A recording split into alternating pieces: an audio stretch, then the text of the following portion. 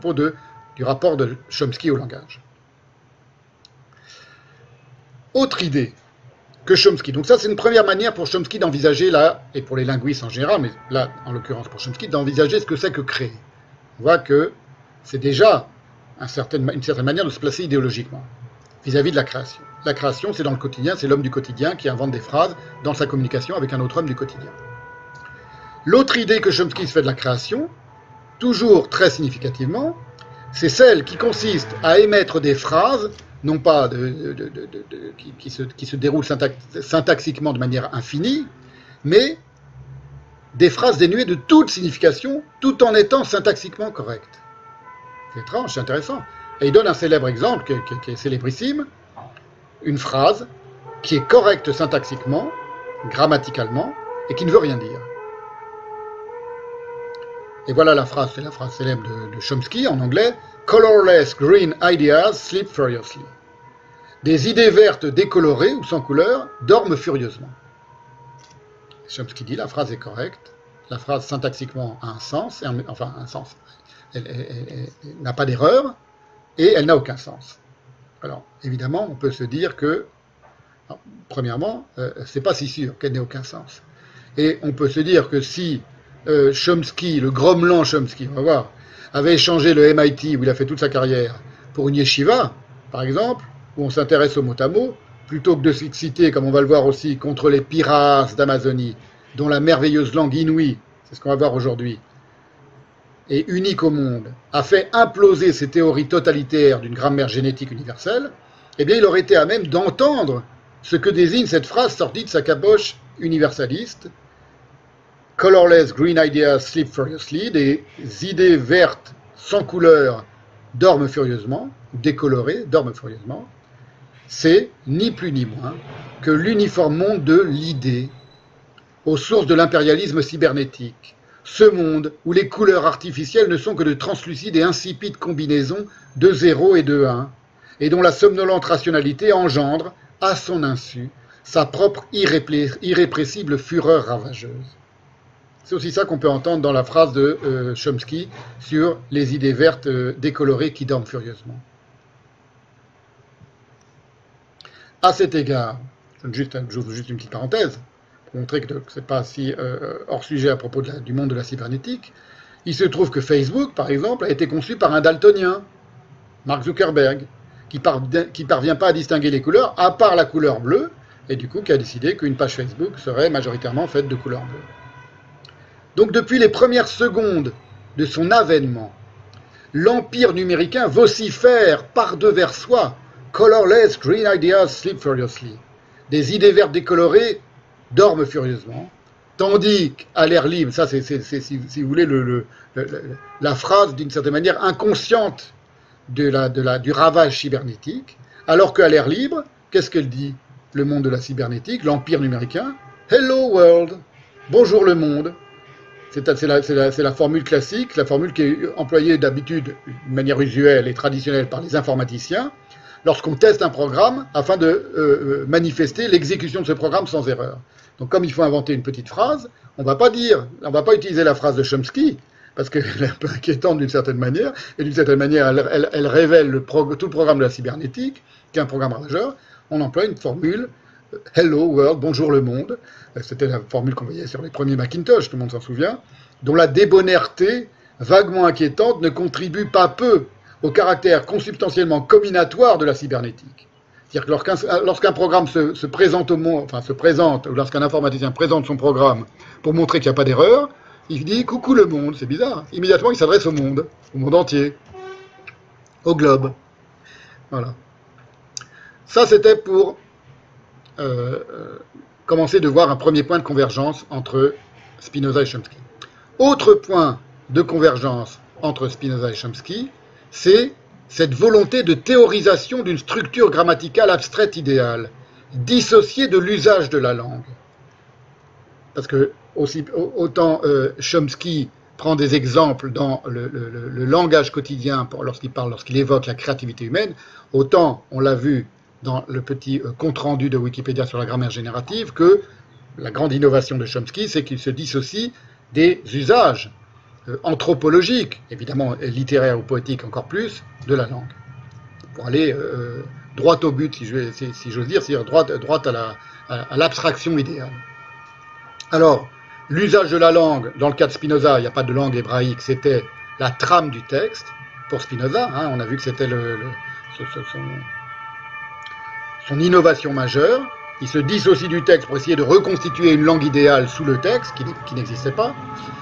Et surtout, considérer cet usage de la langue sans tenir compte de ses plurimillénaires manifestations littéraires et poétiques. Aussi bien pour Chomsky que pour Spinoza. Pour Spinoza, ce sont les manifestations herméneutiques et mystiques. Et pour Chomsky, ce sont les manifestations littéraires et poétiques de la langue, auxquelles il tourne le dos pour ne s'intéresser ou ne prendre ses exemples, son vivier d'exemples que dans le langage quotidien, c'est-à-dire le langage de la communication, c'est-à-dire, aussi bien chez Chomsky que chez Spinoza que chez Chomsky, une langue ramenée à un outil de pure communication formalisable, axiomatisable, mathématisable et universalisable. Ça, c'est un point de convergence patent, si j'ose dire, entre Spinoza et Chomsky. Alors, j'ouvre juste une parenthèse maintenant pour dire que ces théories de Chomsky n'ont rien d'universel en soi et elles n'ont pas du tout convaincu. Lui-même d'ailleurs est revenu au cours de sa carrière sur certaines de ces théories quand elles ont implosé en vol, par exemple, on va le voir à propos des théories du langage, et il n'a absolument pas convaincu universellement. Il a bouleversé une certaine manière d'envisager la linguistique anglo-saxonne aux États-Unis. C'était beaucoup plus mesuré. L'influence de Chomsky était quasiment nulle d'ailleurs en Europe.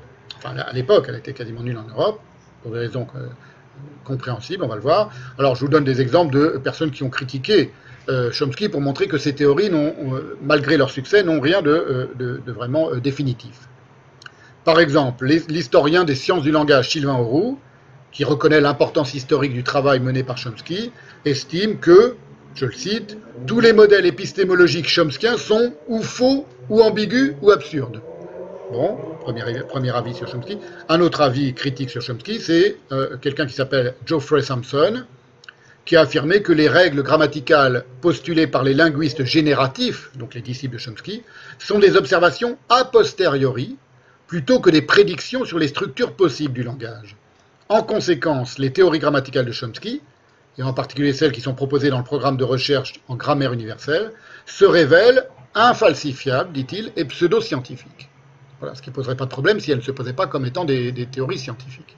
Parce que leur critère, c'est la science. Le critère de tout linguiste, de toute linguistique, c'est la science.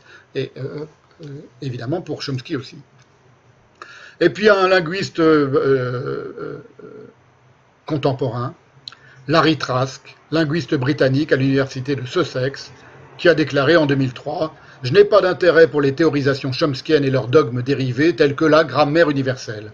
Ce sont avant tout des fadaises bâclées à la hâte qui font plus penser à une tendance religieuse, on verra ça, la tendance religieuse de Chomsky et des chomskistes qui revient tout à l'heure, qu'à un effort scientifique soutenu. Je suis convaincu que nos successeurs considéreront la grammaire universelle, entre guillemets, comme une gigantesque perte de temps. Je regrette profondément que ce salmigondi reçoive autant d'écho en dehors des milieux de la linguistique, au point que tant de non-linguistes en soient venus à croire que la théorie chomskienne est la linguistique, et que la grammaire universelle est désormais une vérité établie au-dessus de toute critique ou discussion, rien n'est moins vrai. Bon, c'est juste pour signaler qu'elle a été très critiquée et très combattue, les théories qui, en 1957, font irruption dans le monde de la universitaire américain, anglo-saxon, et dans le monde de la linguistique, et qu'elles sont absolument pas admises par l'ensemble des linguistes aujourd'hui. Encore un autre point commun, et là maintenant on se rapproche encore un peu plus de la connivence que je vois entre Chomsky et Spinoza, donc je suis toujours dans l'introduction de la séance pour essayer de vous montrer qu'il y a la raison pour laquelle je fais suivre mes séances sur Spinoza, enfin pourquoi je considère que Chomsky est l'héritier direct de Spinoza, à de nombreux égards. En voilà encore un autre égard, c'est un point commun qu'on connaît peu, c'est que l'approche spécifique de la syntaxe par Chomsky La syntaxe est une doctrine de la phrase. Même la syntaxe, l'idée de la syntaxe, ça n'a rien d'universel. C'est ce qu'explique Heidegger dans Qu'appelle-t-on penser. La syntaxe est une doctrine de la phrase, exactement comme dans le Parménide, je vous l'avais cité, il disait que la grammaire, c'est la doctrine de la structure de la langue. Ce n'est pas la structure de la langue en soi, objective, c'est une doctrine sur la structure de la langue.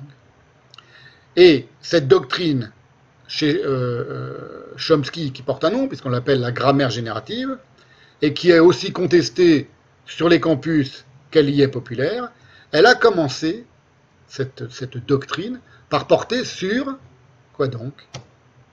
Sur l'hébreu. Une langue qu'avaient en commun Chomsky et Spinoza, parce qu'il se trouve que Chomsky est le fils de deux professeurs d'hébreu moderne, l'hébreu israélien, et que c'est à l'hébreu moderne, dans le cas de Chomsky, à l'hébreu biblique dans le cas de Spinoza, que c'est à l'hébreu moderne que Chomsky doit ses premiers lauriers linguistiques, parce qu'il a été licencié ès-lettres en 1949, avec un mémoire qui s'intitulait en anglais Morphophonemics of Modern Hebrew.